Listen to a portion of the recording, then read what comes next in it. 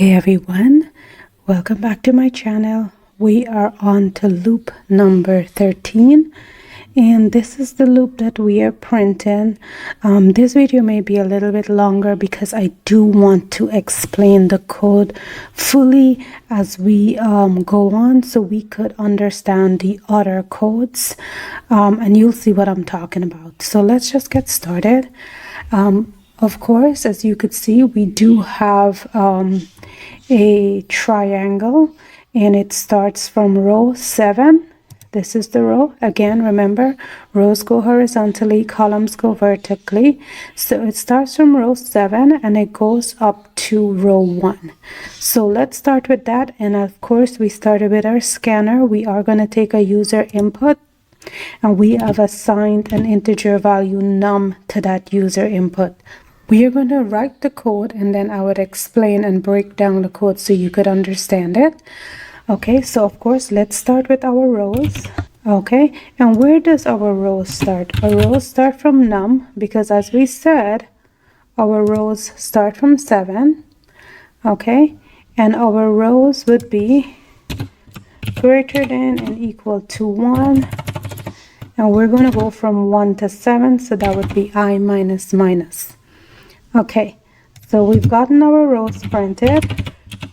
Now let's work on our columns. And again, we're going to do another for loop for the columns. And where does our column start? So the first thing we have to print is our spaces. The spaces between each column, we have to print those. So j is going to equal to 2 times num minus I, and I keep putting minus 1, num minus I, okay, and j would be greater than I. And I'm going to explain to you why we're not doing greater than and equal to. It's just going to be j greater than I and j minus minus. So this prints our, let's say, blank columns. And what do we do when we get to this first iteration? We are going to print just a space so that we could get those blank columns. Now let's go on and print our actual numbers. Okay, so now let's look at where our columns start. Our column starts from column 1 and it goes to column 7. So nothing really changes for this third loop here. So as j is equal to 1, j less than and equal to I, j plus plus. And what are we printing? We are printing our j loop here. We're going to print j plus a space. And then let us now put in our print statement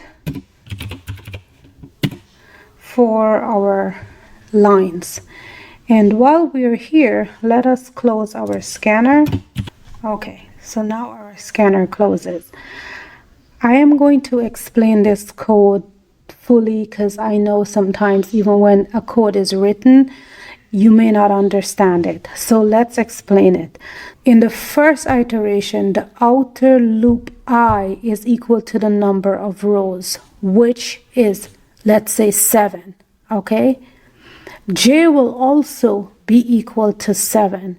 It therefore means that j will not be greater than I. If I put greater and equal to, it will make this statement true and a blank space will print. However, I ensure that I put j is greater than I, which makes on the first iteration this statement false, therefore means that this loop will not execute.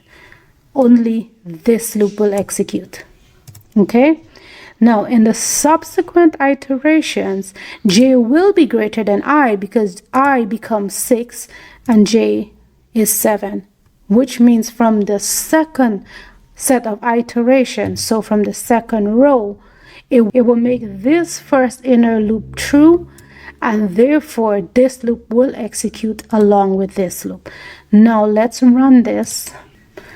Okay, let me pull this up. How many rows would you like to print? 7. And there you go. This is our pattern here. And don't forget to like and subscribe to my channel. Thank you so much. Have a great day. In our next iteration, we will be doing pattern number 14 as we push ahead in getting 60 patterns done. Thank you. Bye.